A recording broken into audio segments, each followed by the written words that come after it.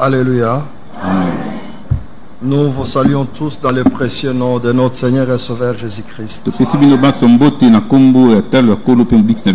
pouvons dire comme David, nous sommes dans la joie quand on nous dit allons dans la maison de l'Éternel. Amen. Amen. Bien-aimés frères et sœurs,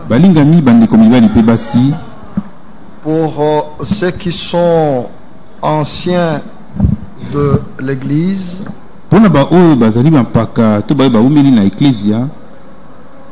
nous pouvons dire que la fin de toutes choses est là. Pour ceux qui sont nouveaux, peut-être qu'ils peuvent aussi se poser beaucoup de questions. Mais il n'y a jamais eu un retard pour celui que Dieu appelle. Vous n'êtes pas venu en retard.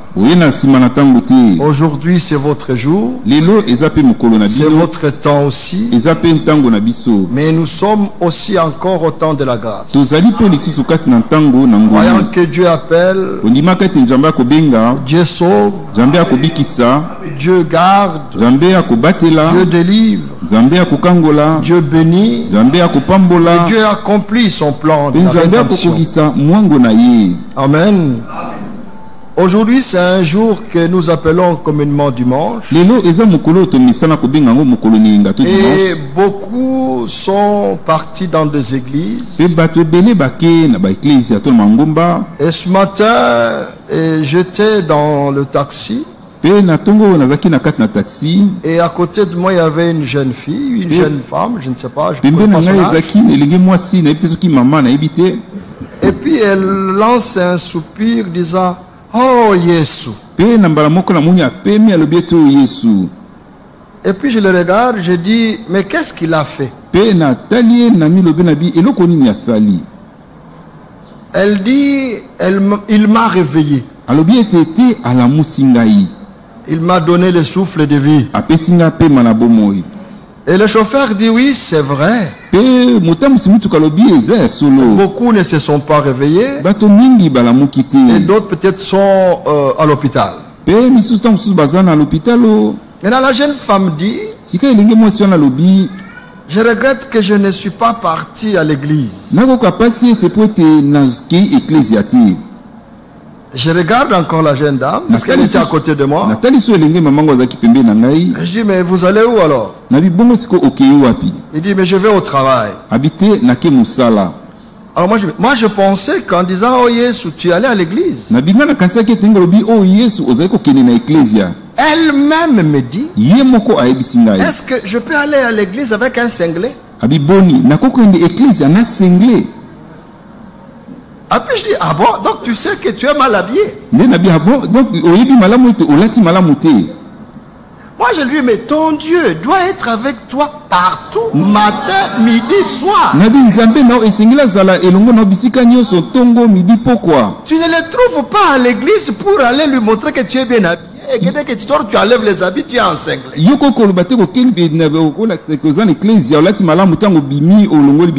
Ne jouons pas à la religion.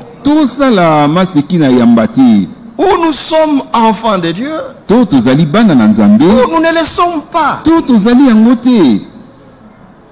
Au travail, il est avec nous. Dans la rue, il est avec nous. Partout où nous sommes, son œil est sur nous. Si nous sommes mal habillés, il voit que nous sommes mal habillés. Amen. Amen. Quand nous parlons mal, il le sait. Soyons chrétiens partout en tout temps. Et je dis à la femme: au contraire, tu devais aller comme ça à l'église pour que Dieu te change. Mais au travail, il fallait bien habiller. Parce que là, tu rends témoignage par ton habillement. Tu es différent. Toi-même, tu sais que tu es mal habillé, tu vas au travail. Et le dimanche, tu joues à l'hypocrite, tu vas à l'église, tu es toute sainte. Vous trompez qui? Pas Dieu. Toi et les autres. Que Dieu nous aide. Ainsi, bien-aimés, nous devons savoir que Dieu a parlé. Il nous a envoyé sa parole. Et nous pouvons dire sans crainte que Dieu nous a révélé sa volonté parfaite. Nous pouvons encore dire nous connaissons les secrets de Dieu. Nous pouvons encore dire aujourd'hui nous savons ce que Dieu fait. Et nous savons ce que Dieu dit. Parce qu'il nous parle. Nous pouvons encore dire nous mettons le cache-nez pour obéir aux ordonnances des hommes. Mais pour nous, celui qui nous garde la peste, c'est notre Dieu. Mais au contraire, cette peste ici nous montre, ça fait partie des signes bibliques prophétiques du temps de la fin. Amen. Nous pouvons leur dire ce que vous voyez, Dieu l'avait dit, c'est écrit, ça s'accomplit. Amen. Aucun homme ne donne la vie. Aucun médicament ne donne la vie. Aucun médicament n'arrête la maladie. Ça ne fait que soulager. Mais le temps de la mort arrive, nous mourrons. Amen. Que Dieu nous aide, bien-aimés. Nous allons lire dans Actes des Apôtres. Depuis le début de la semaine, nous parlons sur la rédemption. Les sacrifices. Dans Acte 2, j'aimerais que nous puissions aujourd'hui encore être dans la certitude. Je ne sais pas comment je peux l'exprimer. Il faut que nous réalisons que nous sommes à part. Nous sommes des êtres humains sur cette terre. Mais nous sommes des êtres mis à part par Dieu. Nous faisons partie de l'économie de Dieu. Pour celui qui croit que Dieu existe, il croit aussi que Dieu a un peuple. Il croit aussi que Dieu a son peuple. Il croit aussi que Dieu a ses enfants. Et je ne veux pas que nous soyons honteux de le dire. Je ne voudrais pas que nous soyons honteux de le dire. Nous devrions informer et dire à tout le monde que nous sommes enfants de Dieu. C'est notre identité. Hier, j'étais dans ma famille, je disais aux jeunes gens, je dis que bon, aujourd'hui, il y a un débat qui est congolais qui ne l'est pas. Je peux même vous le dire aussi. Ça fait des années. Personne ne peut certifier qu'il est congolais par l'identité. Parce que l'État congolais ne donne pas d'identité. La dernière identification avec identité, c'était avec Kengwa Dodo, Premier ministre. Les dernières cartes ont été données en 1978 ou 78. Les cartes biométriques, ça n'a pas commencé. Ça a commencé en ce temps-là. On devait vous prendre des faces, des profils et tout ça, et puis vous mettez les empreintes de 10 doigts.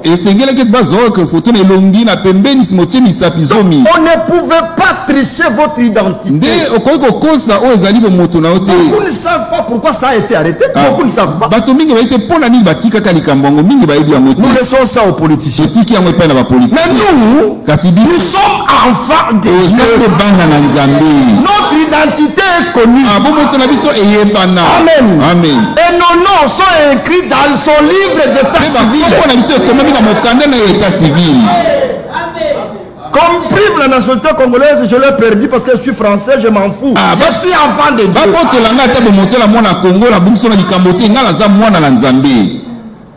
Amen. Amen.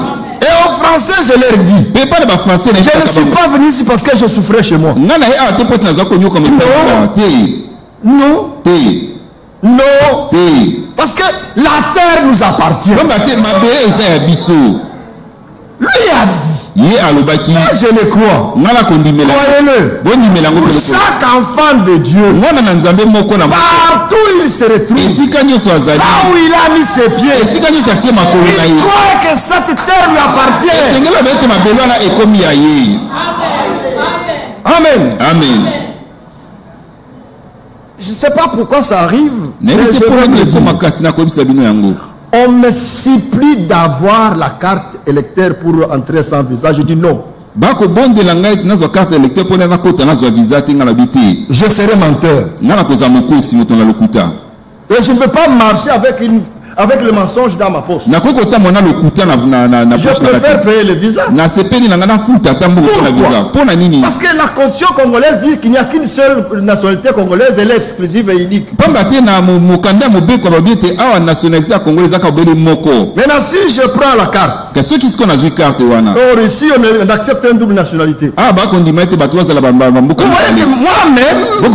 je serai hypocrite. Je ne suis ni congolais, ni français, ni français. Alors, dans des petites choses comme ça, ça peut paraître beau et bien, mais vous risquez d'être en dehors de la volonté de Dieu.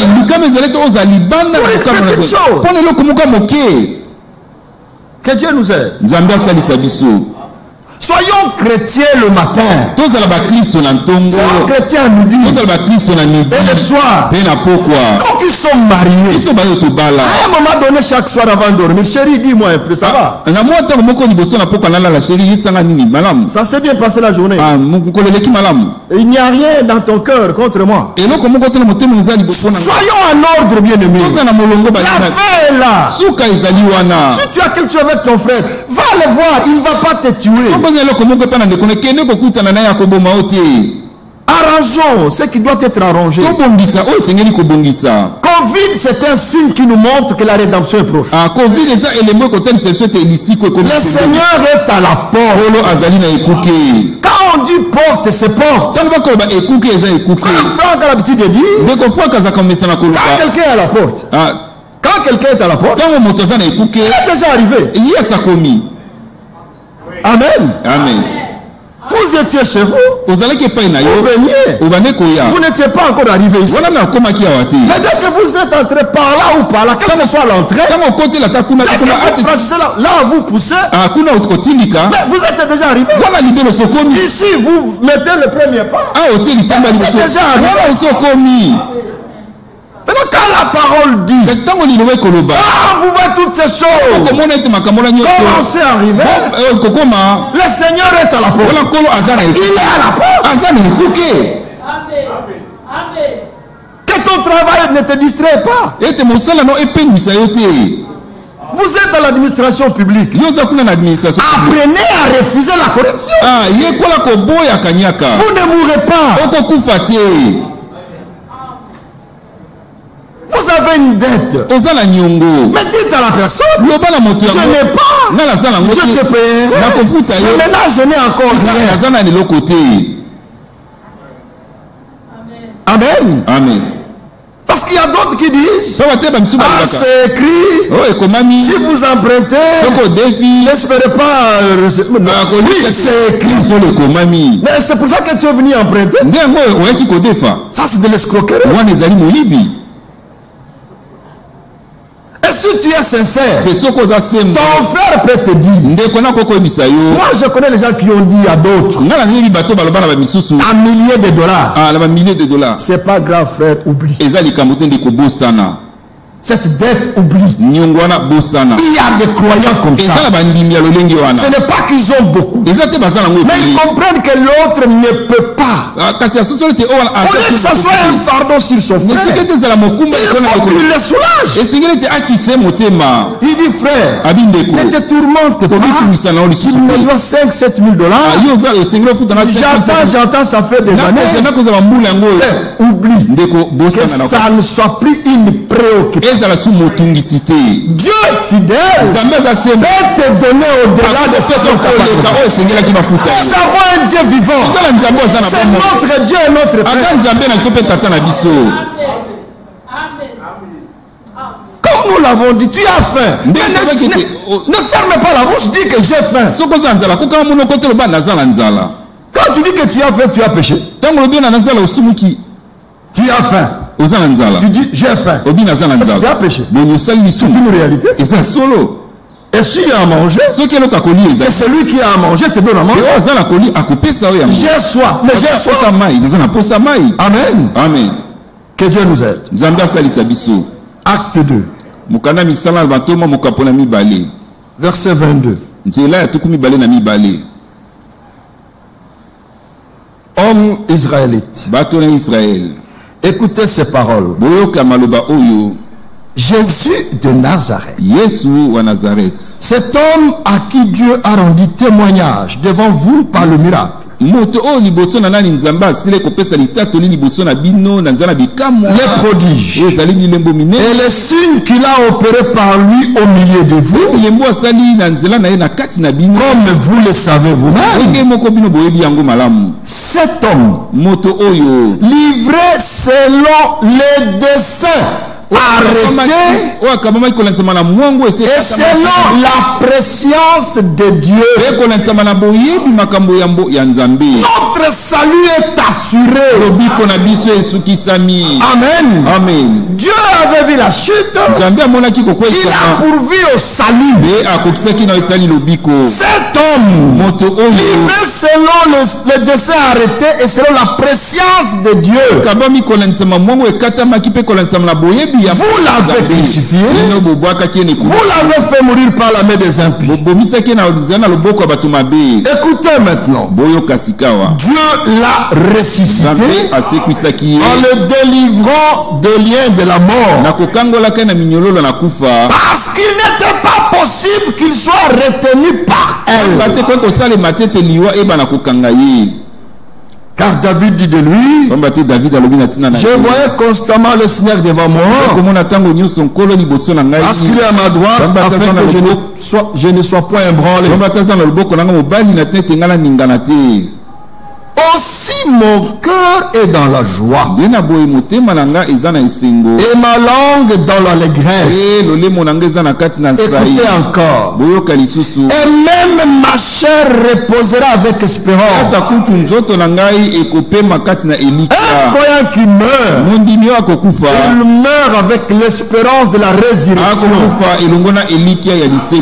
Car tu n'abandonneras pas mon âme dans le séjour de mort, et tu ne permettras pas que ton sein voie la corruption. Amen. Amen. Tu m'as fait connaître les sentiers de la vie. Tu me rempliras de joie par ta présence. Prenons acte 3. Verset 12. Pierre, voyant cela, dit au peuple, homme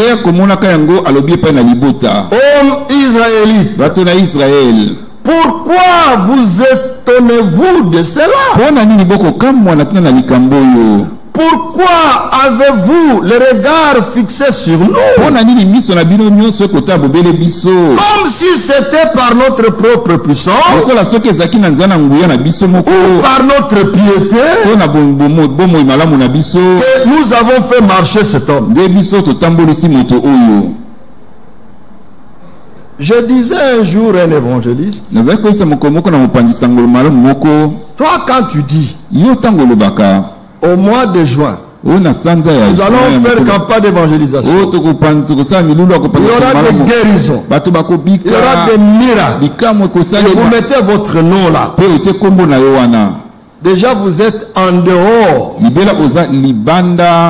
de la procédure biblique pour la guérison et miracle. Notre Dieu ne guérit pas seulement en joie. Il ne guérit pas seulement le dimanche. Pourquoi vous le fixez le vendredi, nous sommes dimanche? Notre Dieu guérit aujourd'hui. Il délivre aujourd'hui. Il est à l'œuvre aujourd'hui. Et pourquoi demain? Demain ne nous appartient pas. Amen. Amen. Nous croyons que Dieu sauve chaque jour. Guérit chaque jour. Ici l'homme dit, donc Dieu dit. Pourquoi vous avez le regard tourné vers nous? Même beaucoup de croyants dans le message, ils mettent leur confiance à tel prédicateur, à tel pasteur. Ayez confiance en Dieu. Comme le serviteur de l'a dit ici, nous ne sommes que des instruments. Nous ne sommes que des outils. Nous sommes ouvriers, mais avec Dieu. Sans Dieu, on n'est rien. Voyez, Dieu ne voit pas l'homme. Et là, vous recevrez la récompense venant de Dieu. Pierre dit, est-ce que c'est par notre puissance ou par notre piété que nous avons fait marcher cet homme? Les vrais hommes de Dieu ne cherchent pas la gloire. Beaucoup fuient les honneurs. Vous savez, bien aimé,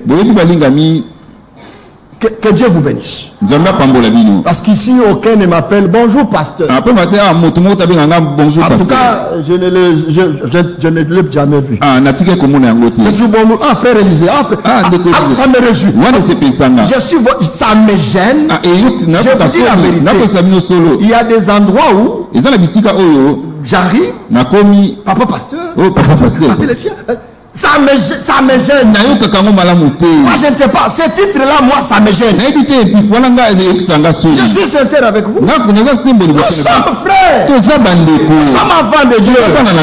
Faisons la différence. Quand il s'agit de la responsabilité, quand il s'agit de l'œuvre, ok, chaque chose à sa place. Je ne vous dis pas de mépriser les hommes de Dieu. Au contraire, ayez beaucoup de respect. Parce qu'il veut sur vos âmes. Amen. Mais ça ne fait pas d'eux de petits dieux. Nous vivons ensemble avec vous. De Dieu ne sortent que de Dieu. Amen. Amen. Mon enfant et moi. On vient de consacrer un bébé ici. Ce bébé, ce n'est pas un champignon. Mais il y a eu deux parents ici. Amen. Donc cet enfant, on l'identifie. Il a un père. Il a une mère. Nous allons de le voir ici. Amen. Amen. Mais qu'ils sachent que ce n'est pas les deux qui l'ont choisi. C'est Dieu qui a choisi. C'est pas eux qui l'ont gardé dans le sein de main. C'est Dieu qui a versé. Et Dieu le bénisse parce qu'ils sont reconnaissants en ramenant l'enfant à Dieu. Reconnaissant que c'est toi qui nous l'as donné. Et nous te le redonnons encore. Veille sur lui. Garde-le. C'est toi qui donnes la vie. C'est toi qui protège. C'est toi qui sauve. C'est toi qui pourvois à tous ses besoins. Il a besoin de manger. S'il grandit, il doit étudier. J'ai vu un frère, il est dans la salle. Il était content de mettre ses photos sur le réseau. Parce qu'il est maintenant juriste. Il a eu son diplôme de licence. Avec distinction. Mais que Dieu soit loué. Amen. Amen. Il était tout content, tout souriant. Mais là la plus grande joie, c'est que nous l'avons en Jésus. En lui, Dieu pourvoit à tout. Amen. Amen. Verset 13. Le Dieu d'Abraham, d'Isaac et de Jacob. Le Dieu de nos pères. Nous pouvons le dire aujourd'hui. Nous avons des pères. Ce sont les apôtres. Et nous croyons à leur Dieu. Il s'est révélé à eux. Dieu dans la chair a marché avec mon père Pierre. Il a marché avec Paul.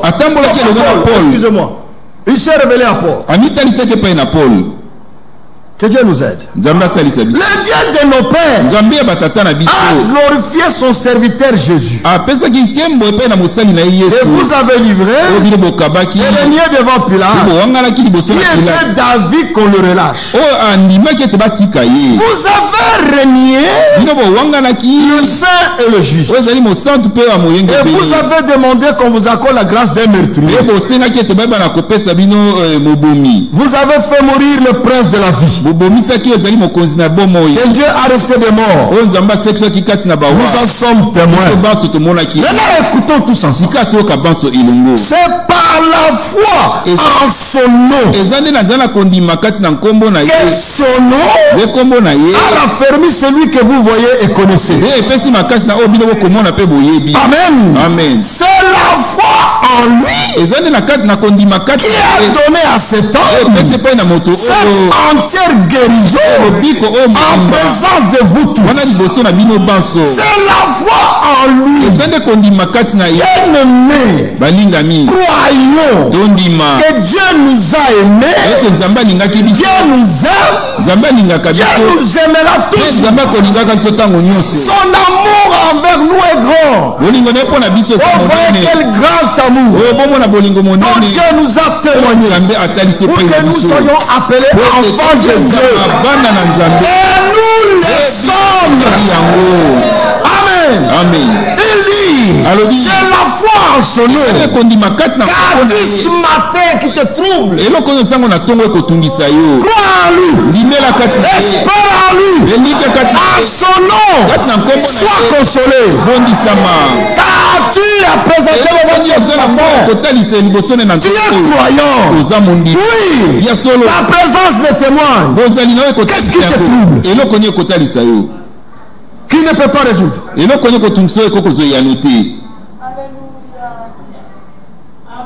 Cet homme guéri était connu. C'était pas un enfant. Il avait de l'âge. Pendant des années, il était devant la porte du temple. Il a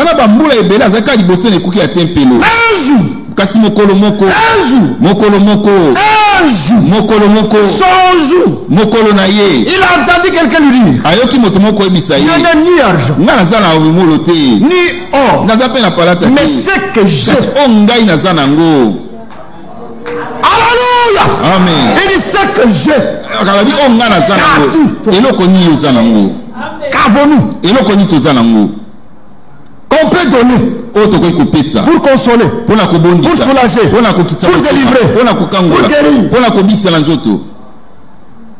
Ce que j'ai, je te le donne au nom de Jésus-Christ. Lève-toi au même instant. Notre Dieu est le même. Il n'a pas changé. Croyons, bien-aimés.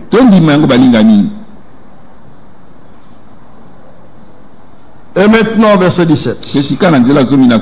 Et maintenant, frère, je sais que vous avez agi par ignorance, ainsi que vos chefs. Mais Dieu a accompli de la sorte ce qu'il avait annoncé d'avance par la bouche de tous ses prophètes, que son Christ devait souffrir. Dieu a toujours parlé avant d'agir. Notre présence ici, c'est parce qu'il a parlé. Amen. Amen. Notre rassemblement, c'est parce qu'il a parlé. Et comme sa parole ne retourne pas à lui sans avoir accompli ce qu'elle a été donnée, en nous regardant, il dit lui-même, ma parole s'accomplit. Nous sommes l'accomplissement de sa volonté. Nous sommes l'accomplissement de sa parole. Nous devons nous réjouir. Parce que nous sommes dans ce que Dieu veut. Que Dieu nous aide bien. Il dit au verset 18. Mais Dieu a accompli la sorte qu'il avait annoncé d'avance par la bouche de tous ses prophètes que son Christ devait souffrir. Répentez-vous donc et convertissez-vous pour que vos péchés soient effacés, afin que de temps de rafraîchissement de la part du Seigneur et qu'il envoie celui qu'il a destiné. C'est lui qui vous a été destiné, Jésus-Christ. Que le ciel doit recevoir jusqu'au temps du rétablissement de toutes choses, dont Dieu a parlé anciennement par la bouche de ses saints prophètes. Bien-aimés frères, comme nous venons de le dire, notre présence ici, ce n'est pas un hasard. Et nous devons maintenant arriver à dire que le temps pour nous, pour dire au revoir à cette terre est arrivé. Nous ne savons pas le jour, ni le mois. Mais ce qui est certain, c'est en notre temps. Je ne sais pas s'il y a de nouveaux venus ici. Ils ne soient pas achoppés. J'ai l'habitude de le dire. Dans notre temps, et dans cet endroit ici, dans cette parcelle dans la salle ici, je vous le dis sans crainte. Parmi nous, il y a ceux qui ne mourront pas.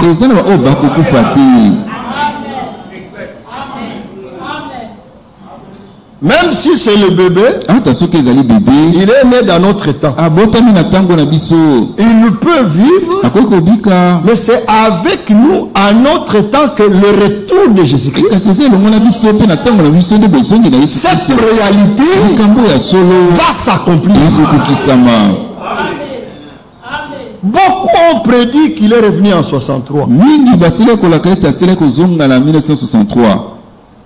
D'autres ont dit qu'il viendra en 77.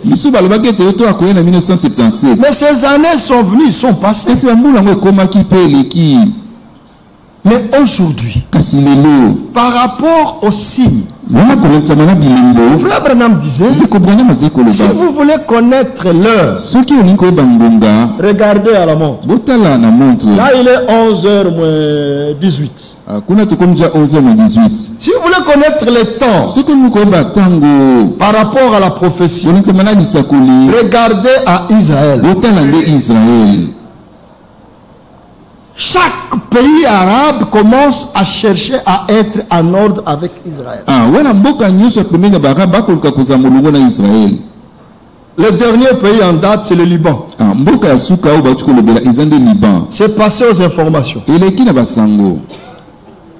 Où on montre que ils sont en train de négocier pour exploiter ensemble une partie du territoire dont ils se chamaillent depuis longtemps.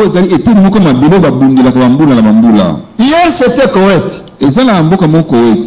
Ou Abu Dhabi, les Émirats arabes et d'autres pays encore. Et comme on nous l'a informé, le président palestinien a écrit aux États-Unis, aux Nations Unies, pour qu'on prépare la rencontre avec tous les pays en conflit au mois de janvier. Or,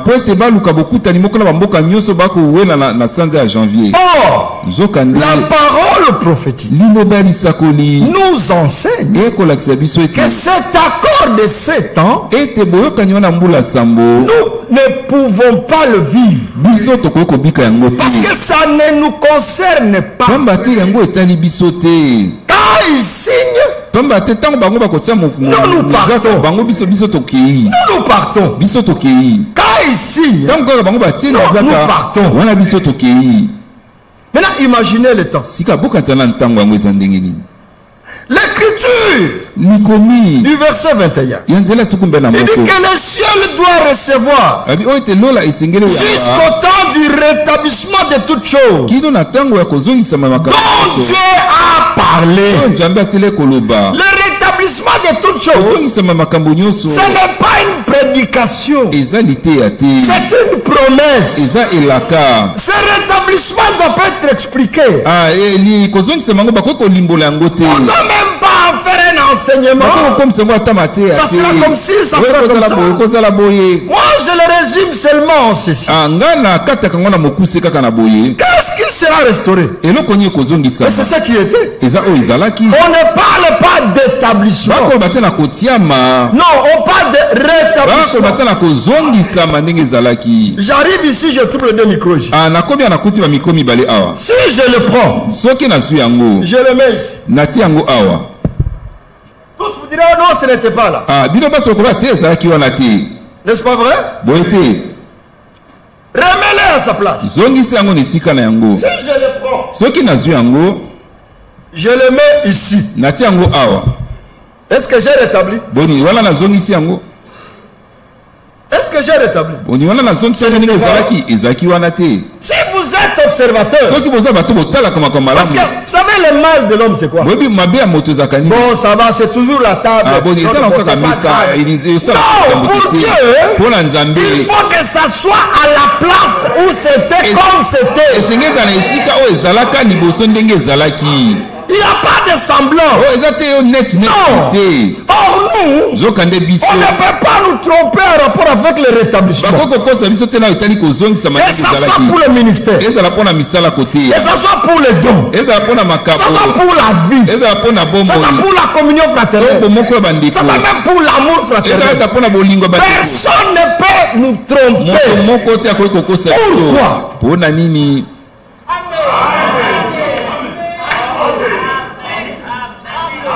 Ça y est là-dedans. Maintenant, pourquoi on se bat? Pourquoi on discute? Si vous ne croyez pas mon ministère, et moi-même je tremble.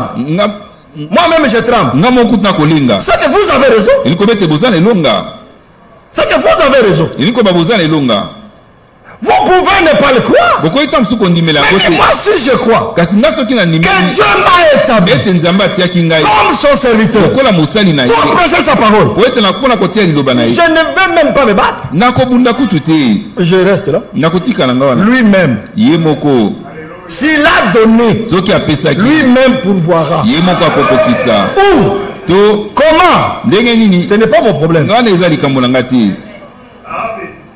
Dieu a établi des ministères parce qu'il y a ses enfants. Dieu donne les dons parce que ses enfants en ont besoin. Il ne peut pas donner un don parce que tu es beau. Non. Dieu ne peut pas donner le don de guérison s'il n'y a pas de malade. Non. Il ne peut pas donner le don de prophétie s'il n'y a pas des hypocrites. Parce que le jour arrive où quelqu'un se présente étant hypocrite. La prophétie sort et les noms seront cités. Moi je ne veux pas que ce soit ce jour-là, que ce soit moi. C'est pourquoi je me prépare. Oh frère Songolo, toi tu as fait, ça sera comme ça. Frère Franck dit, il en sera comme autant d'Anania et Saphir. Mais si c'est écrit, mais ça doit être comme ça. Ou dans la l'assemblée de saints. Bien-aimé, là où Dieu est, il ne supporte pas même un petit mensonge. Aucun menteur n'entrera. C'est écrit. Dehors les chiens. C'est écrit. Et ceux qui aiment et pratiquent le mensonge. C'est écrit. Toi, chrétien, disent après toujours menteur. Tu mens au travail, tu mens à la maison, tu mens à l'école. Et même parmi les frères, tu mens. Mais que Dieu nous aide. En disant la vérité, tu ne perds rien, au contraire. Cherchons à être en ordre avec Dieu. Les hommes de Dieu disent, il n'y aura aucun faux frère dans l'église de Dieu. Mais croyons ça. Aucun faux. La Bible dit, nul n'osait se joindre à eux. Il voulait venir. Mais comme il voyait ce que Dieu faisait parmi son peuple, ils étaient craintifs. Mais aujourd'hui, dans nos églises, c'est là où on peut même avoir des escrocs. Des sœurs qui sont encore retenues dans la débauche, la prostitution. Des frères qui sont, je ne sais pas comment. Ok. C'est bien.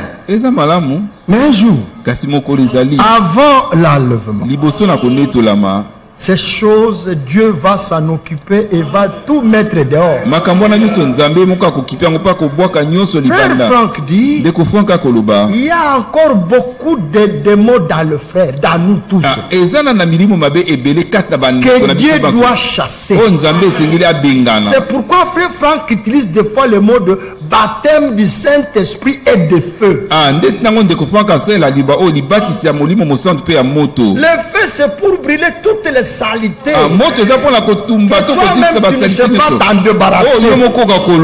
Si tu es de Dieu, n'arrête pas de venir au rassemblement, mais sois honnête et sincère devant Dieu. Un jour, tu ne le sais pas, mais Dieu va tout brûler. Parce que l'église, la parole dit, l'époux sera sans tache, ni rude, ni rien de semblable, mais sainte et irréprochable. Il se présentera à lui-même. Amen. Amen. Psaume 50.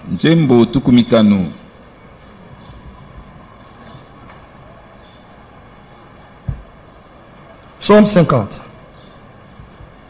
Verset 5. Rassemblement mes fidèles qui ont fait alliance avec moi par le sacrifice.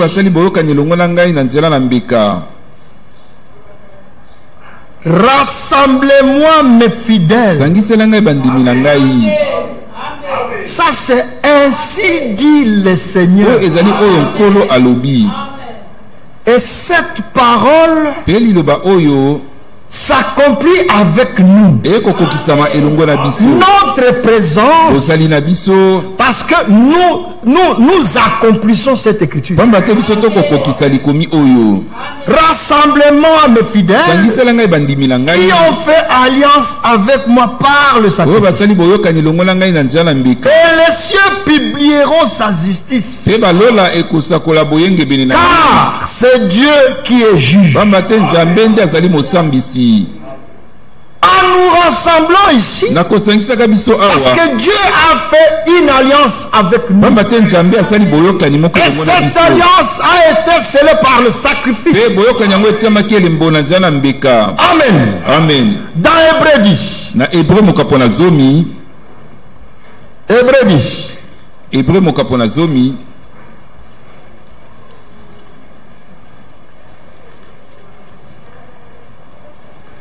Le verset 4. Car il est impossible que le sang de taureau et de bouc ôte le péché.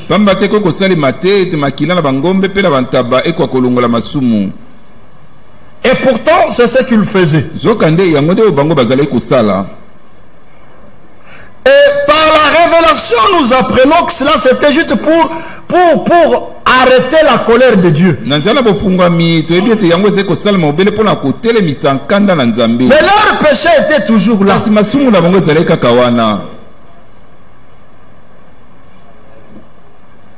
C'est pourquoi Christ. Écoutons, bien-aimés, en qui nous avons cru.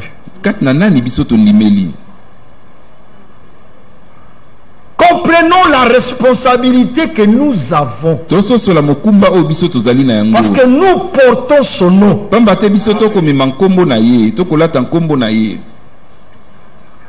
En principe, nous sommes tous des homonymes. Nous portons un seul nom. Son nom. Amen. Amen. C'est pourquoi Christ, entrant dans le monde, tu n'as voulu. Donc même quand on le faisait dans le temps, Dieu ne le voulait pas. Mais c'était seulement le moyen de le calmer. Tu n'as voulu ni sacrifice, ni offrande. Mais tu m'as formé un corps.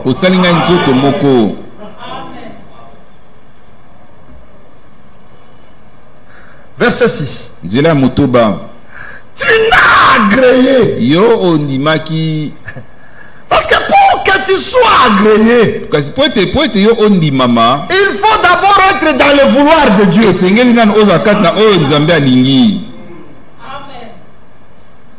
Je ne sais pas si on a le temps. On peut dire que Dieu est, je ne sais pas, je ne vais pas le dire, mais je ne sais pas comment on peut dire ça.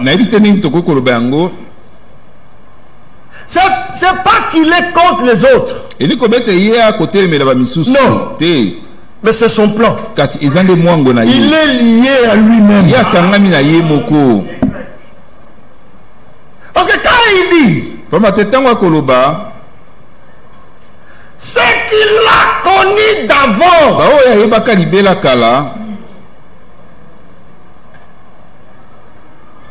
Comme il les connaissait,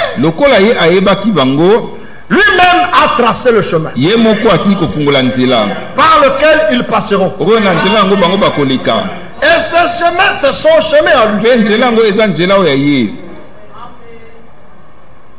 Maintenant, vous et moi, on va dire. Mais il les a aussi créés, non? Comment ça se fait que les uns se retrouvent sur ce chemin et les autres pas? C'est qu'il l'a connu. Il les a prédestinés. Voilà pourquoi le Seigneur dit, tu n'as voulu les sacrifices, les offrandes. Mais comme tu ne voulais pas toutes ces choses-là, alors tu m'as formé.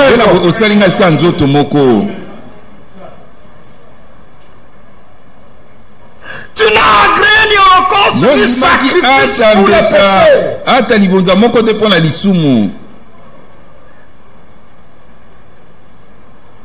Alors j'ai dit, voici je viens. Pour faire, oh Dieu, ta volonté. Le problème, ce n'est pas ce que toi tu veux. Le problème, c'est de s'observer pour voir si tu es dans ce que lui veut. Et quand tu as la certitude que je suis dans ce qu'il veut, réjouis-toi. Ça la moins fier, quoi. Fais un peu. En fait, vous savez, quelqu'un peut être joyeux. Et les gens vont dire, ah, il est orgueilleux. Non. C'est la joie qui déborde.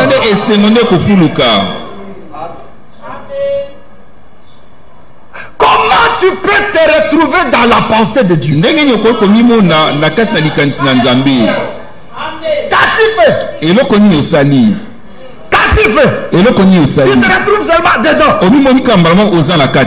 Alléluia. Donc toi, tu es surpris que je suis dans ce que Dieu veut. Je ne fais aucun effort. Je n'ai pas cherché. Bien-aimé, continuons. Après avoir dit d'abord, tu n'as voulu et tu n'as agréé ni sacrifice ni offrande, ni holocauste, ni sacrifice pour le péché. Alors il y a une précision. C'est qu'on offre selon la loi. Ils étaient obéissants à la loi. Ils prenaient les tourterelles. Dieu accepte.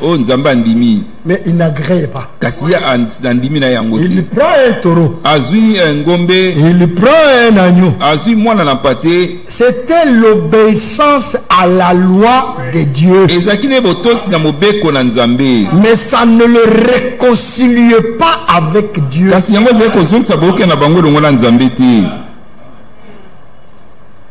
Il dit ensuite, voici, je viens pour faire ta volonté. Alors il y a une précision. Il supprime ainsi la première chose pour établir la seconde. Comme la première n'avait rien fait de bon, alors Dieu supprime cela. Il pourvoit lui-même à ce qui peut lui être agréable. Maintenant le verset 10. C'est en vertu de cette volonté de Dieu, c'est en vertu de cette volonté que nous sommes sanctifiés par l'offrande du corps de Jésus-Christ une fois toutes. Voilà pourquoi Pierre pouvait dire au paralytique, pourquoi avez-vous le regard fixé sur nous? Je n'ai ni argent, ni or. Mais Pierre savait ce qu'il avait. Il pouvait faire comme ça, il tourne le pot. Et puis il y a l'inspiration. Mais non, tu as quelque chose. Parce que Frère Branham dit, pour des guérisons spéciales de miracles, pour être sûr, et certain que tu ne vas pas échouer, tu ne vas pas rater, Dieu te le montre. C'est ça la vision. Ce n'est pas écrit. Mais Pierre a vu l'homme debout. Avant qu'il ne soit debout, Pierre l'a vu debout. C'est pourquoi il a dit, je n'ai ni ce que j'ai,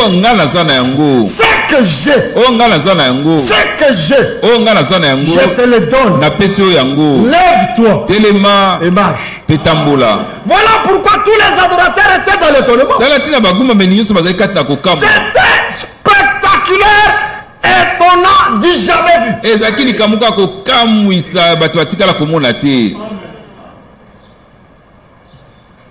Jean 10.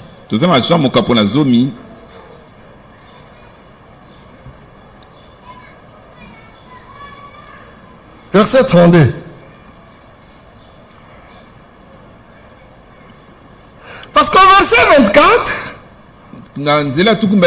c'est eux-mêmes qui ont provoqué la chose. Eux-mêmes ont provoqué, disons, jusqu'à quand tiendras-tu notre esprit en suspens?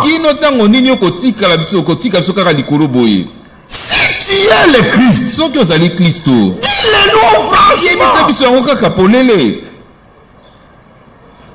Non, il y a ceux qui sont prédestinés à croire. Vous pouvez prêcher, expliquer. S'il n'a pas été connu de Dieu, il ne croira pas. Une fois j'étais dans une assemblée, et j'ai dit, en réalité, si nous nous fâchons, nous nous fâchons parce que quelqu'un ne veut pas croire, c'est une erreur. C'est une erreur. Je dis, mais ça ne dépend pas de lui. Tu insistes. Tu peux même commencer à dire, mais il est bête ou quoi? C'est tellement facile à comprendre. Mais là, tu commences à te fâcher. On s'est fâché contre une personne. On s'est fâché. Et puis tu commences à me dire,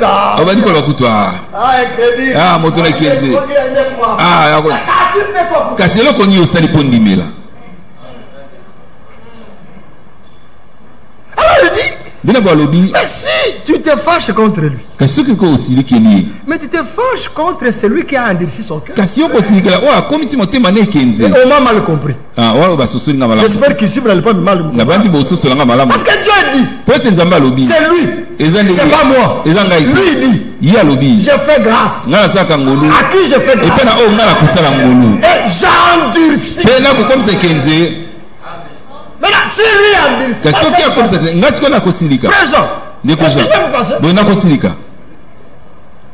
mais je vais louer Dieu. C'est une preuve que moi j'ai trouvé grâce. Au lieu de me fâcher, je dois avoir la compassion.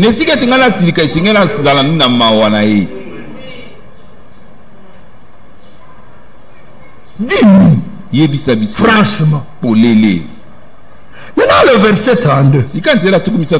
Jésus leur dit, mais je vous ai fait voir plusieurs bonnes œuvres venant de mon Père.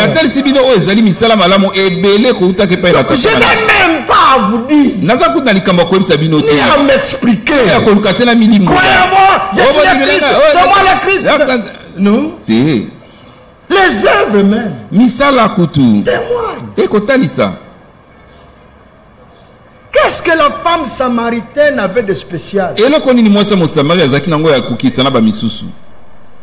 quand on a commencé à dévoiler son secret, elle-même a dit, cet homme est particulier. Comment il connaît mon secret? Elle-même dit, je vois que tu es prophète. Je vois que tu es prophète. Mais il y a plus qu'un prophète que nous attendons. Tu es prophète. C'est pourquoi tu connais mes secrets. Mais j'espère à la promesse de la venue du Messie. Parce que le Messie est plus que le prophète. Amen. Amen. Mais Jésus, sans embâche, sans Je le suis. Moi qui te parle. Le Messie là, c'est moi. Cette femme a cru. Sans effort. Elle a cru. Pourquoi? Prédestiné. À quoi? Mais ici, discussion et débat. Et on même pose la question. On commence à les aider. Il dit, ne regardez pas ce que moi je vous réponds. Regardez les signes que le Messie devait faire. Si vous voyez à ces signes-là, concluez vous-même si je le suis ou pas. Au lieu d'observer les signes, ils prennent le pierre pour le lapider. Alors, arrêtons. Arrêtons. Est-ce que pour les bonnes œuvres? Non. Parce qu'il venait de réaliser qu'en rapport avec les signes, c'est lui. C'est pourquoi je dis, toi qui es homme, tu t'es fait Dieu. Parce que le Messie, c'est Dieu lui-même.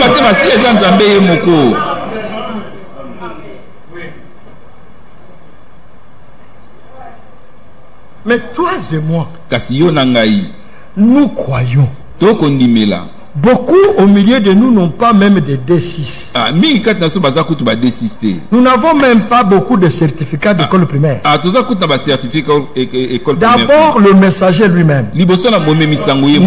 L'homme par qui Dieu se révélait dans notre génération. Un primérien. Oui. Dieu ne change pas.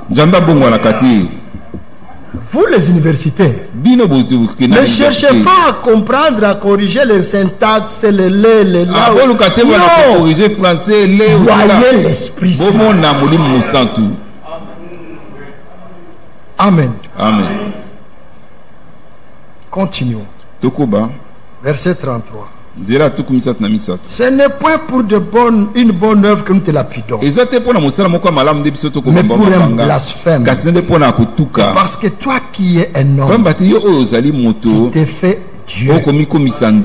Revenons dans Hébreu, où nous étions. Hébreu 10. Nous prenons le verset 12. Hébreu 10.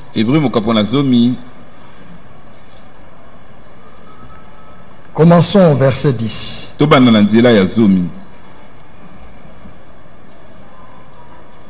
C'est en vertu de cette volonté que nous sommes sanctifiés par l'offrande du corps de Jésus-Christ une fois pour toutes. Et tandis que tout sacrificateur fait chaque jour le service et offre souvent le même sacrifice, écoutez maintenant, qui ne peuvent jamais ôter le péché. Ça couvrait le péché. Ça n'ôtait pas le péché. Oh, il a été présenté. Voici l'agneau de Dieu qui ôte le péché. Voilà pourquoi Dieu, quand il te regarde toi, pas quelqu'un d'autre, quand il te regarde toi, tu n'as jamais péché. C'est ça être justifié. C'est pourquoi il est interdit dans l'église du Dieu vivant de parler de mal de quelqu'un. Parle du bien de Chong, ne parle pas le mal de Chong. Quand tu commences à parler mal de quelqu'un, le mal de quelqu'un, les défauts de quelqu'un, donc pour toi le péché était couvert. Et c'est toi le capitaine-chef. Pour quel droit d'ouvrir? Voilà ton mensonge. Voilà comment tu me regardais. Donc toi-même, tu es encore sous l'emprise du malin. Parce que c'est lui l'accusateur. Quand tu parles d'une faute d'un frère,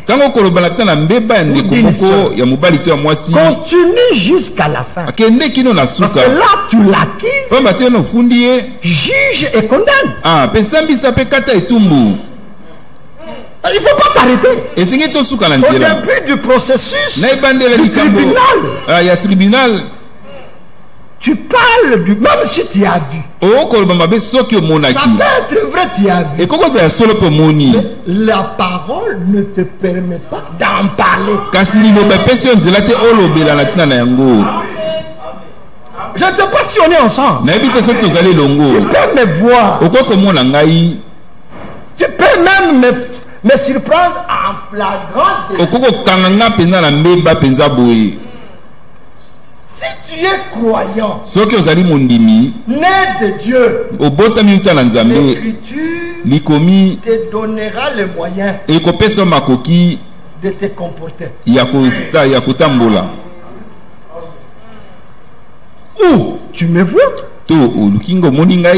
et tu me reprends. Là, tu me reprends. Si je reconnais, tu pries pour moi. Et Dieu m'a guéri, Dieu m'a délivré. Toi oublie parce que Dieu a oublié.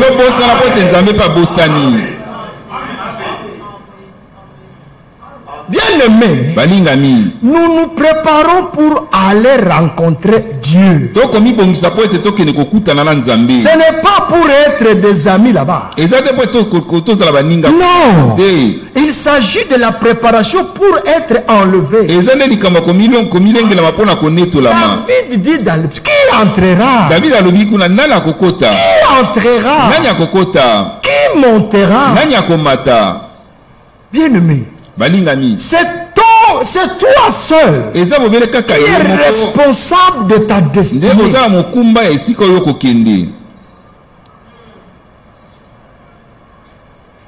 Verset 13. Lui, après avoir offert un seul sacrifice pour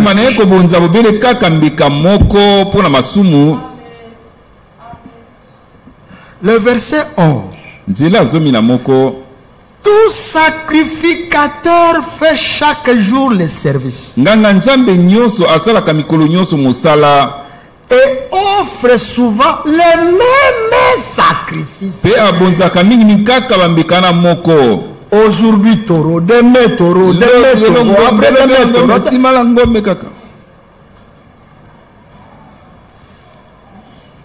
Mais lui, après avoir offert un seul sacrifice pour le péché, c'est assis pour toujours. Jusqu'à ce que tu entres. Jusqu'à ce que j'entre. Il est assis. Il est assis quelque part. Attendant toi et m'attendant moi. Pour toujours. À la droite de Dieu. Voilà pourquoi l'Écriture dit: qui accusera? Il y a quelqu'un à la droite.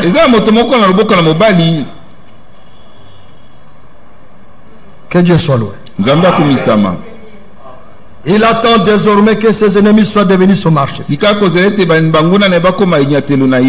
Écoutez maintenant. Car lui-même là où il est assis, il est tranquille. D'ailleurs là même lui-même il a dit. Avant d'aller là, lui-même a dit. Il a dit. Tout est à cause. Il était sûr. Qu'il a satisfait aux exigences. Alors il dit tout est à cause. Maintenant il est assis. Tranquille. Le diable s'agite. Il monte, il descend, mais le Seigneur est en paix.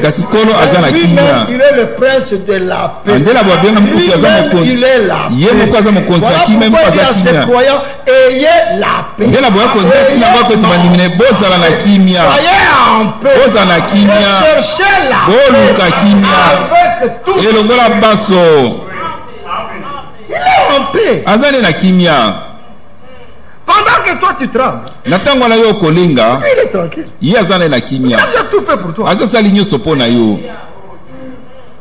Il dit pour toujours. Amen. Amen.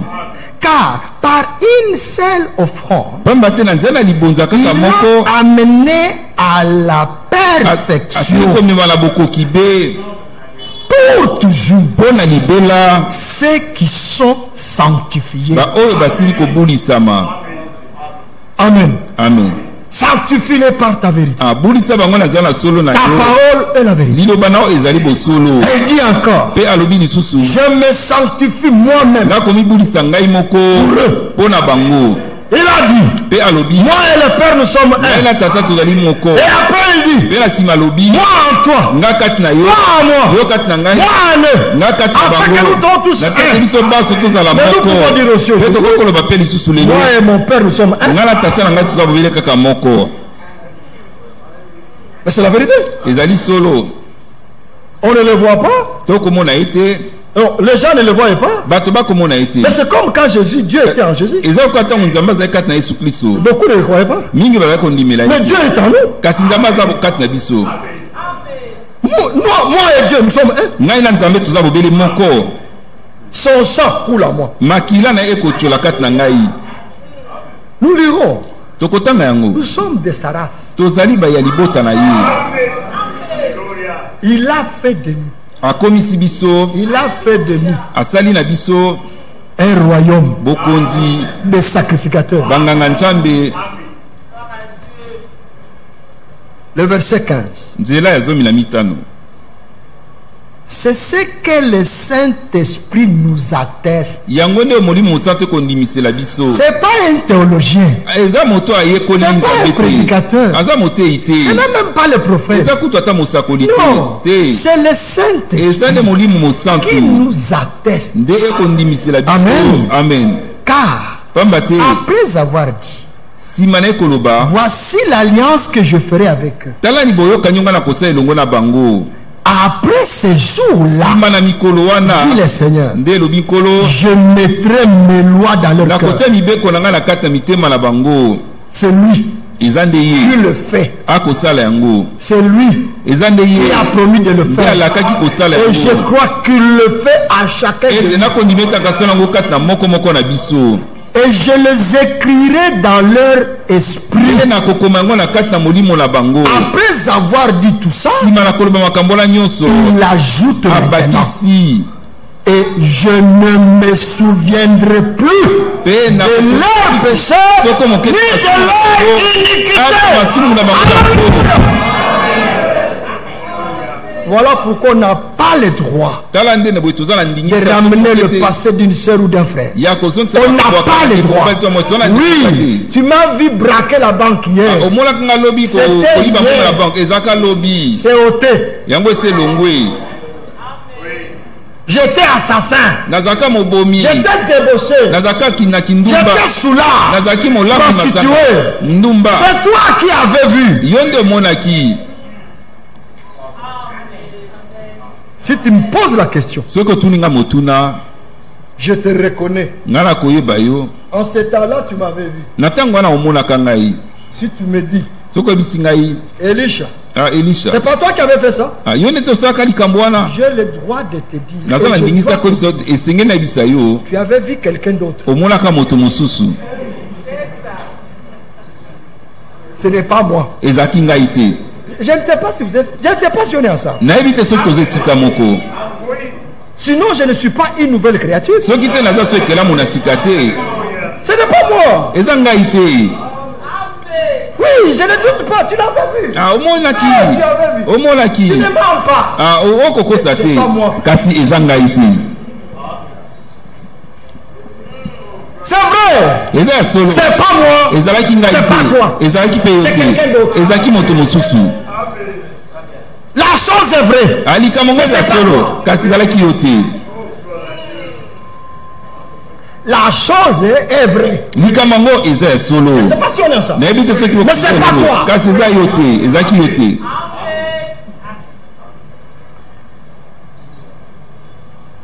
Verset 18. Pourquoi j'ai dit ça? Le verset 18, il est confirmé. Là où il y a pardon des péchés, il n'y a plus d'offrande pour le péché.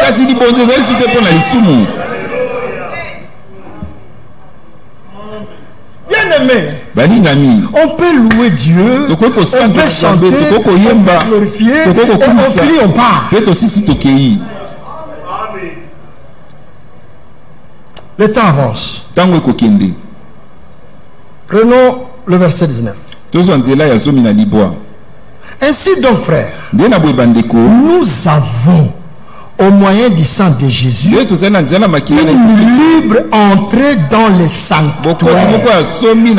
Là où Dieu, le seul souverain, là où il agrée les prières. Donc nous avons une libre entrée. Il n'y a pas d'audience à demander. Dans la maison de Dieu, il n'y a pas là où on appelle les confessions. Ça n'existe pas. A été donné. Il n'y a plus de péché. Il n'y a même plus d'offrande pour le péché. Oui, celui qui n'est pas encore entré aujourd'hui, si tu entends ça, n'adoucis pas ton cœur. Il est prêt à te pardonner. Il est prêt à ôter tous tes péchés. Il est prêt à te faire une nouvelle créature. Et tu marcheras devant lui avec lui. Que Dieu soit loué. Nous avons une libre entrée dans les sanctuaires. Par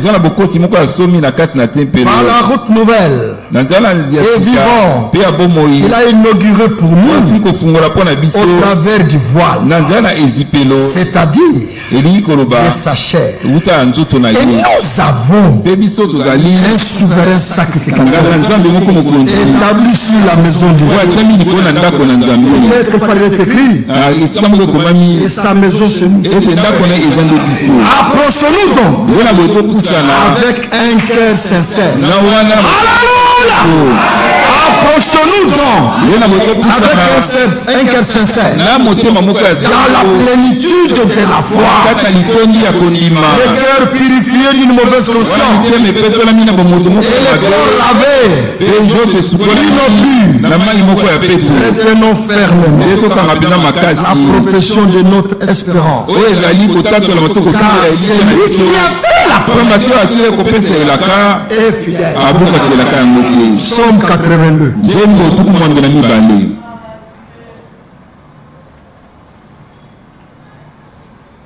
Somme 82. Nous avons dit que la maison de Dieu c'est nous. Vous le croyez? Maintenant écoutons. Dieu se tient dans l'assemblée de Dieu. Lui, il ne s'était pas n'importe où. D'abord, il n'habite pas dans ce qui est fait de mes d'hommes. On peut visiter les cathédrales, les basiliques. Mais Dieu n'y est jamais entré. N'y entrera jamais. C'est du business pur et simple. Visiter les lieux pour voir l'architecture, ok. Mais rencontrer Dieu, c'est un mensonge. Dieu est ici. Dieu se tient dans l'assemblée de Dieu. Il juge au milieu de Dieu. Il ne juge pas les autres. Non. Il juge de Dieu.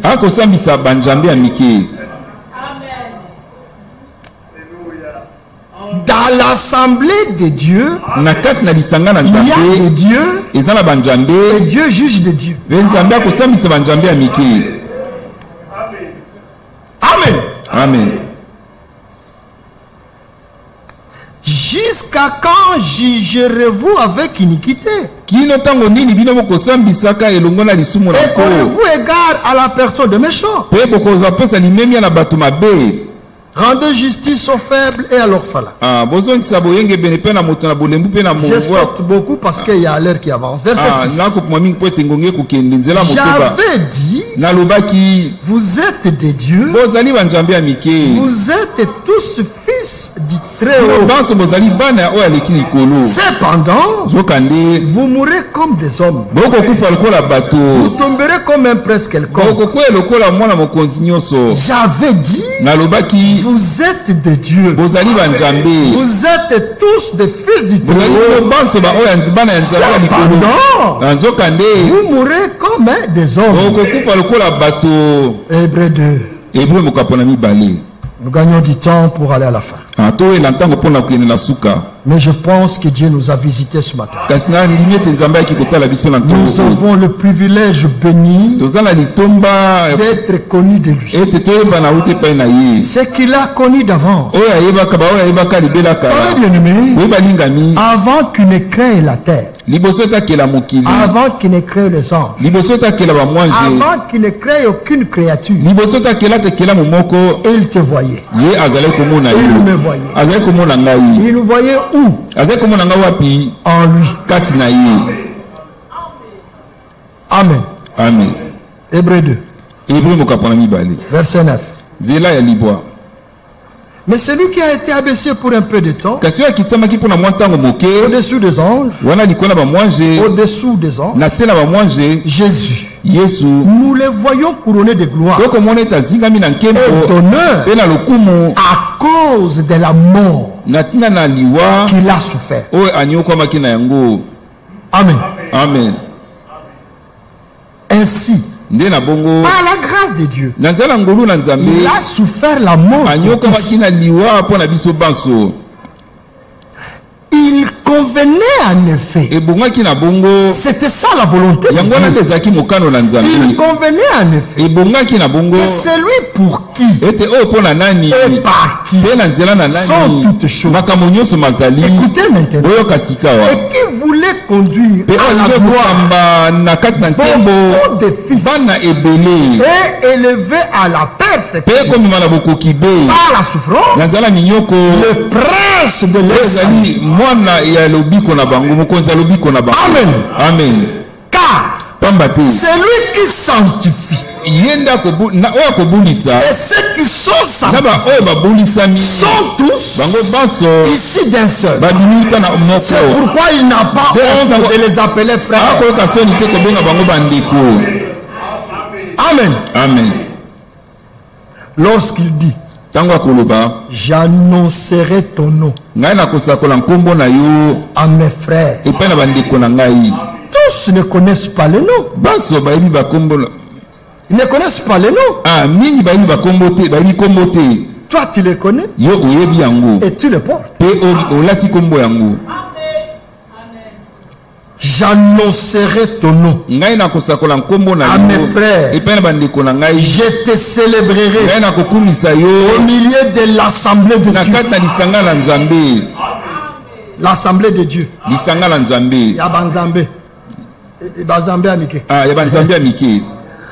Amen. Amen. Je me confierai en toi. Mais voici moi et les enfants que Dieu m'a donné. C'est Dieu qui t'a choisi. Il t'a donné à Jésus-Christ. C'est pourquoi dans Jean 10, personne ne le ravira de la main de ma mère. Personne ne le ravira de ma main. Mais c'est la main de Dieu.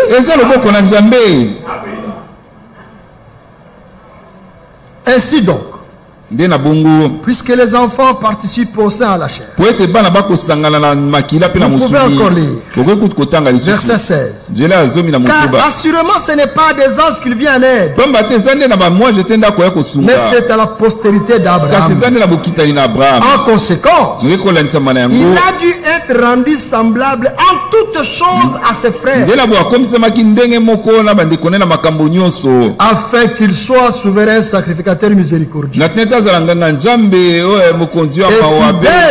fidèle dans le service de Dieu pour faire l'expiation de péché, du fait qu'il a souffert lui-même et qu'il a été tenté, il peut secourir ceux qui sont tentés. Nous allons sauter beaucoup, bien-aimés. Au chapitre 3, le verset 1er.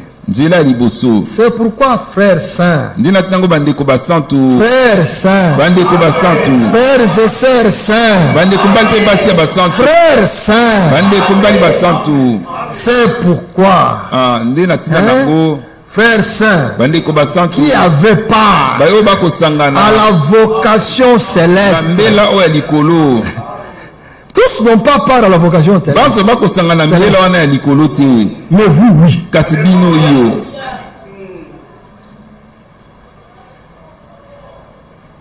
Prenons le verset 5.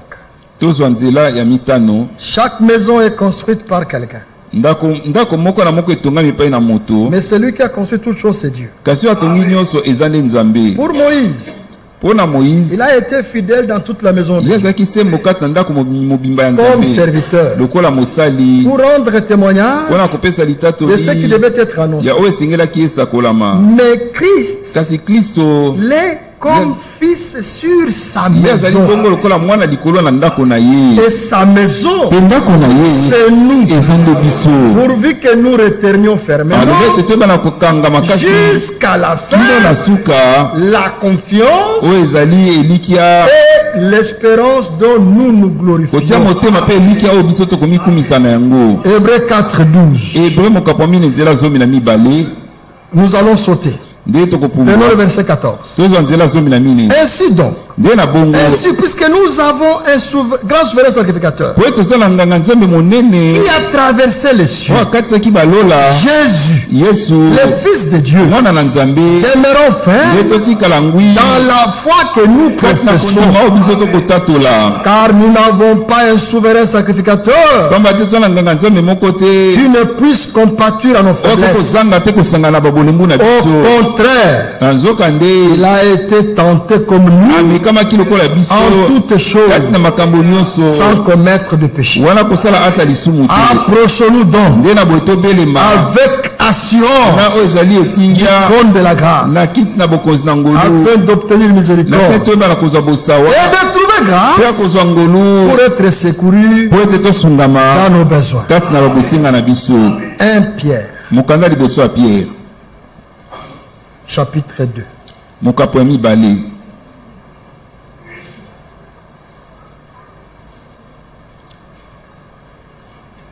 Nous commençons, nous prenons le verset premier. Rejeta donc toute méchanceté et toute ruse, la dissimulation, l'envie et toute médisance. Désirez comme des enfants nouveau-nés les lèvres spirituelles afin que par lui vous croissiez pour le salut. Si vous avez goûté que le Seigneur est bon. Verset 9.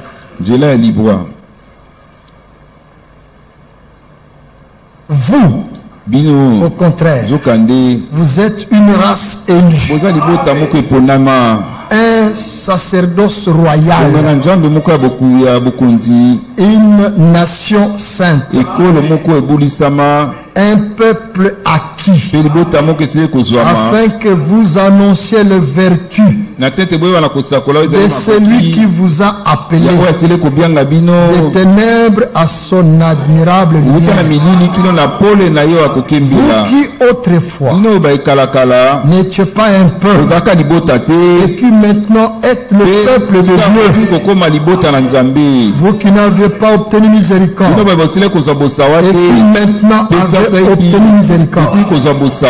Bien-aimés, je vous exhorte comme étrangers et voyageurs sur la terre à vous abstenir de convoitises charnelles qui font la guerre à l'âme.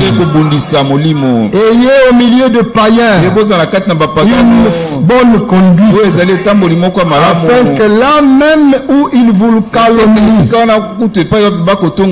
comme si vous étiez de malfaiteurs, ils remarquent vos bonnes œuvres et glorifient Dieu au jour où il le visitera. Nous terminons avec Jude. Le verset 20. Nous allons lire en nous mettant tous debout.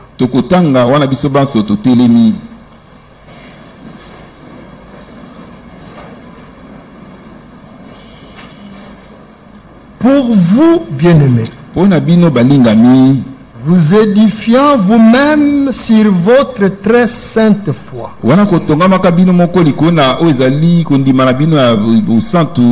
et priant par le Saint-Esprit, maintenez-vous dans l'amour de Dieu, en attendant la miséricorde de notre Seigneur Jésus-Christ pour la vie éternelle. Reprenez les uns ceux qui contestent, sauvez-en d'autres en les arrachant du feu, et pour d'autres encore ayez une pitié mêlée de crainte, haïssant jusqu'à la tunique souillée par leur chair.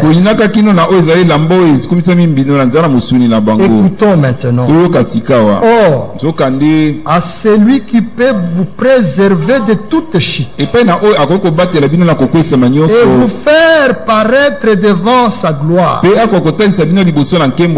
irréprochable et dans l'allégresse, à Dieu seul, notre Sauveur, par Jésus-Christ notre Seigneur, soit gloire, majesté, force et puissance dès avant tous les temps et maintenant et dans tous les siècles. Amen. Je l'aime.